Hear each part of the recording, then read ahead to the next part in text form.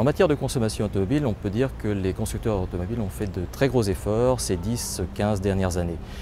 Plus particulièrement, si on focalise sur les 5 dernières années, on peut considérer que la réduction de consommation est de l'ordre de 10 à 15%, ce qui est donc très important. On a maintenant finalement des véhicules de gamme moyenne qui se situent entre 3,5 litres et 4 litres au 100, ce qui est vraiment remarquable pour ce type d'application.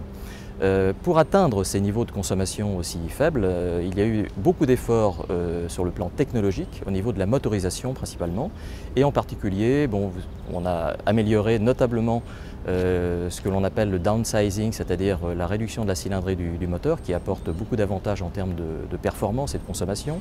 On a amélioré également tout ce qui est frottement au niveau du groupe motopropulseur, qui permet de gagner là aussi sensiblement en consommation. Donc les efforts ont porté sur la plupart des technologies finalement déployées sur les véhicules. IFP Énergie Nouvelle estime que la consommation des véhicules peut encore être améliorée d'au moins 40 à 50%.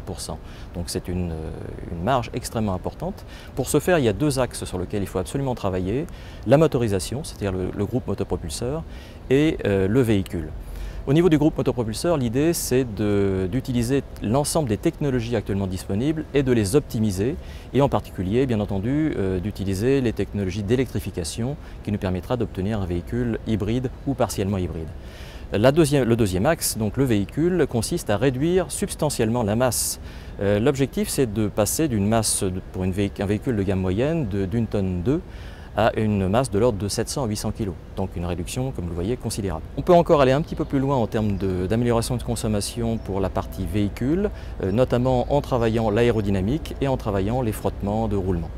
IFP Énergie Nouvelle a de nombreuses activités en matière de réduction de consommation de véhicules. Nous travaillons en particulier la motorisation, donc le groupe motopropulseur une fois de plus, avec des activités dans le domaine de la maîtrise de la combustion, de ce que l'on appelle la boucle d'air, donc tous les composants qui permettent effectivement d'améliorer, d'optimiser le fonctionnement du moteur.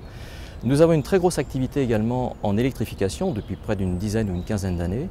Nous travaillons plus spécialement les composants comme la motorisation électrique, l'électronique de puissance, les batteries, le stockage d'énergie électrique à bord, et également tout ce qui consiste à améliorer et à optimiser la gestion énergétique à bord du véhicule. Et enfin, nous avons, dans des perspectives un peu plus lointaines, des activités dans le domaine de la récupération d'énergie, en particulier les systèmes Rankine ou Turbo Compound, qui permettent de récupérer pratiquement 10% de l'énergie perdue dans les gaz d'échappement.